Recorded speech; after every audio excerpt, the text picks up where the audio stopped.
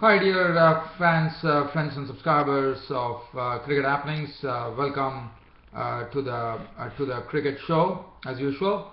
And in this part of the cricket show, well, one has to say that it has been dominated by rain at both the places. One is in the second day's play between Australia and India. Rain was the one which really prevented the full day's play, but Australia really finished off on a very commanding note. Even though rain stopped play, but whatever little time was left, the Australian players, Steven Smith went on to a wonderful century, and also Michael Clarke also notched up a century. And even though Michael Clarke definitely suffered with his back, but still he managed to reach a century, which was very commendable. And also the match today that happened, that was the fourth one-day international. In fact, it is the let me see, I think it's the fourth one-day international if I'm not wrong. Yeah, this is ODI number, we are looking at the fourth one-day international, because as you know, Sri Lanka have already taken, it's a fifth one-day international. Sri Lanka have already taken a 3-1 lead in the one-day series against England, and today again there was also rain over here, where Sri Lanka, this was played at the Clarke cricket ground, and Sri Lanka put up 239 on the board. It's not an easy pitch to bat on. The ball was coming, the slow bowlers were really taking a lot of effect on this pitch, and basically there was a lot of spin on this pitch. So I'm sure, even though Sri Lankan score looks a bit low at 239, England tomorrow are going to get the full quota of 50 overs, as Sri Lanka were all out for 239 in 49 overs, with Kumar Sangakkara playing a very measured knock of 91 runs. Other than that, there was nothing. And England, I think it is not going to be easy for them when they would be taking on Sri Lanka. As I said, this is the first time that a reserve day has been kept, and now what they have done is, because play could not be possible after Sri Lanka were bowled out for 239, they have decided that England will be playing the whole 50 overs tomorrow, that is on a reserve day in Clarke. We'll come back to that. And also one news before I start the report on the Australia-India second day's play match. Well, good news coming in for all the off spinners here, because the other day we saw that Kane Williamson has been cleared of the action, so he would definitely be able to bowl. And also the other player who has been cleared is the Sri Lankan player Sachitra Senanayake, and that is a big boost to Sri Lanka, because he is someone who is really a good contributor. And today he definitely he was playing in the Sri Lankan lineup today, even though he couldn't contribute much, but he was playing. But his main role will be coming as a bowler, so he has been cleared, and this is good news for all those teams. And also Zimbabwean off spinner Prosper Utsaya has also been cleared with this action. So 3 players have been cleared. So those countries would be very happy, considering that the ICC Cricket World Cup 2015 is slowly coming closer and closer. Well, from here, what I'm going to do, first let's start off on the report on the second day's play. As I said, rain was the one which really spoiled all the proceedings, but as I said, it was a very grinding day for India. They resumed at Australia resuming at the overnight score of 354, just carried on in a merry fashion. In fact, India had to wait the whole day, almost till the end, in the sense they just got only a solitary wicket, and that solitary wicket was the wicket of Michael Clarke. But what a partnership, which took the score from 354 to 517 runs, and that was the score at which Australia finished at stumps on day 2 on a rain-hit day at 517 for 7. Steven Smith, well, he played superbly. Steven Smith was not out on 162 with 21 boundaries. Now, it was very good to see what a partnership it was between Steven Smith and Michael Clarke, who came back after being retired hurt on 60. He came back and immediately meant business. In fact, it was 160 odd runs partnership which was going on very strong, and the Indian bowlers had to really toil. Now, as far as Michael Clarke was concerned, one thing that would be of a real bother for the Australians is that Michael Clarke was definitely showing signs of back pain. In fact, whenever he was running, he was having back pain. But what he was doing best was Michael Clarke, knowing that this pitch is very easy, he was standing at the crease and putting the bowlers for boundaries. That was really good to watch. In fact, he was not really using his feet much. He used to stand. It was like a Chris Gale stand and deliver. That was what Michael Clarke was doing, but definitely he was still showing some good foot movement against the spinners. Michael Clarke, well, he opened up suddenly once the play resumed after rain, and he started slamming boundaries of Varun Arun, Ishan Sharma and Mohammad Shami, realizing that his back is not something which is really helping him, which is not good news, because considering that the ICC Cricket World Cup 2015 is around, one definitely wants to see Michael Clarke, and Michael Clarke has to lead the Australian side because he's such an important cog in the Australian scheme of things. And so Michael Clarke, well, he continued in his fashion, and in fact Varun Arun tested him with bouncers when he was in his 90s. He raced to 98, but then Varun Arun was testing him with some bouncers where he was ducking and weaving, and finally he got to that coveted mark, and he looked up at the skies. A very subdued celebration for him as he just raised his bat, looked at the skies, and that was what Steven Smith also did when he actually reached his century. He went to that, in fact when the score reached 408, he went to that place where it was the 408 was written on the ground. He stood there and he held his bat aloft, looked at the skies, probably to say, Phil Hughes, are you seeing this?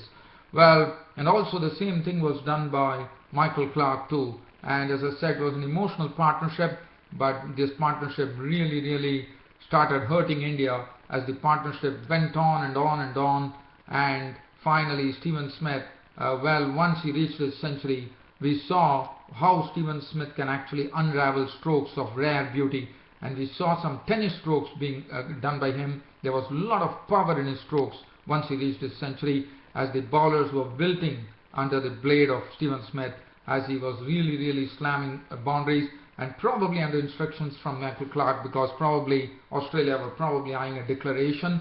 So Steven Smith really galloped towards an unbeaten 162 at close of play with 21 boundaries, but Michael Clarke, after playing a very good knock of 128 with 18 boundaries, he was a goner as he tried to sweep a ball from Karan Sharma, the leg spinner, and it ended up in Pujara's hands at square leg, and he was gone. 128 of 163 balls with 18 fours, and I thought there are 3 centuries. So I think this is a great tribute to Phil Hughes' dismissal from the world, in the sense I thought these 3 players, all the 3 average centuries, to pay their last respects to Phil Hughes, I reckon.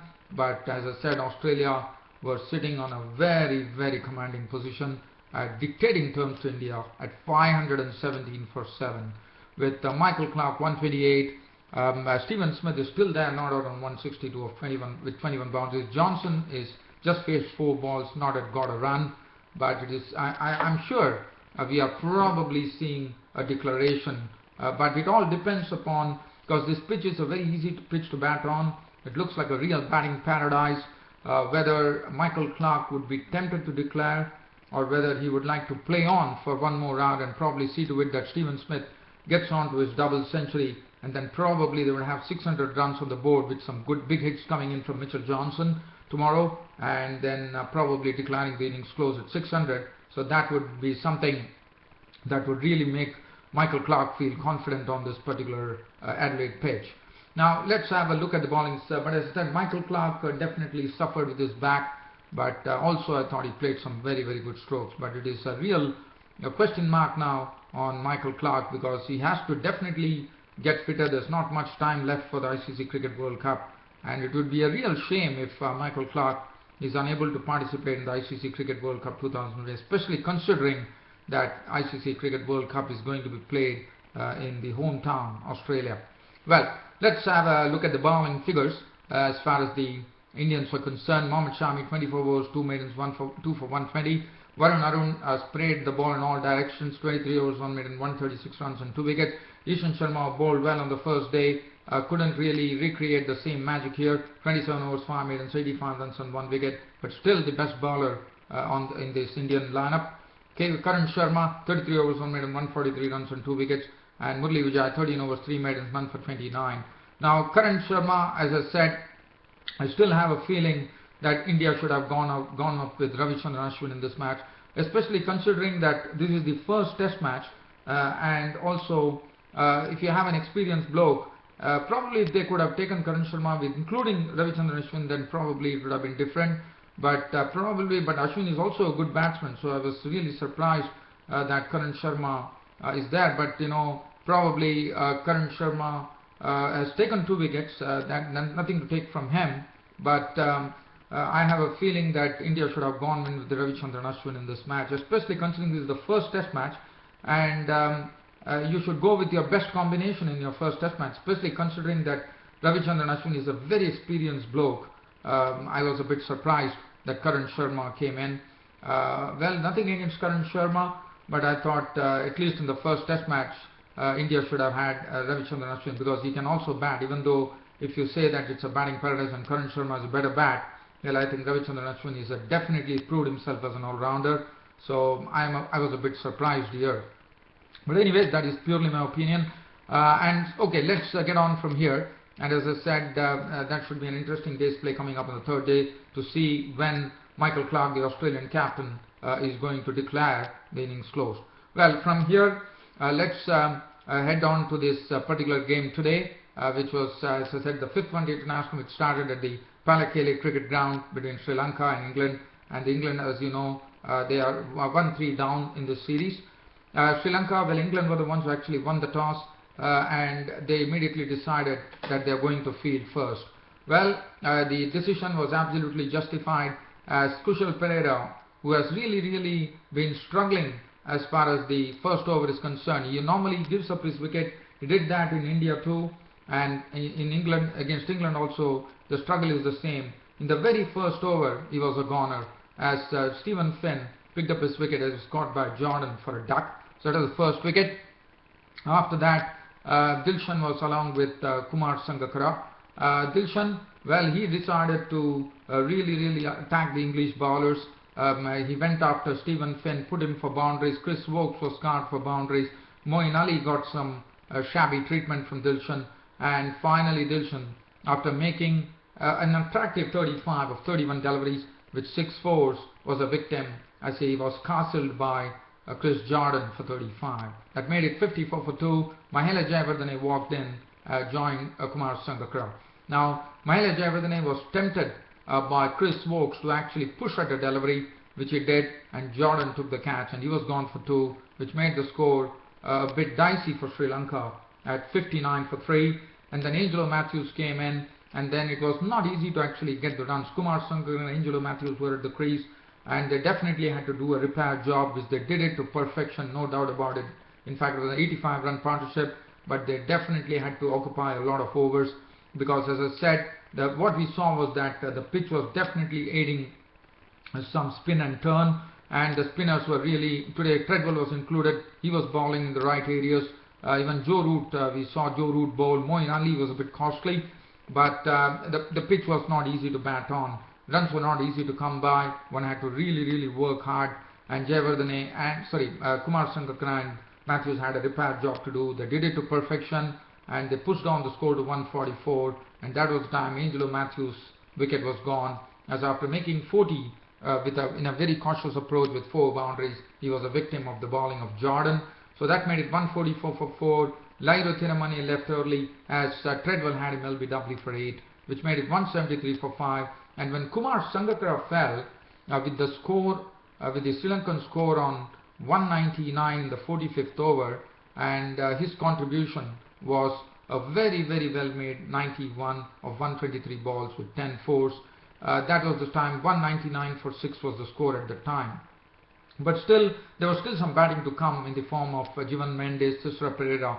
But well, after that, it was a total clean-up job which was done by Chris Woakes, as he reduced Sri Lanka from 199 for 6 to have them all out for 239. So only 40 runs were added for the balance 4 wickets in those overs, and they also lost the wickets. And Woakes was the man who did the damage, as he picked up his career best figures in one-day internationals. and this was also the best bowling by an English bowler against Sri Lanka, when he had figures of 8 overs no maiden, 47 runs and 6 wickets, as he went on dismissing players pretty quickly. He had Mendes caught and bowled for 12.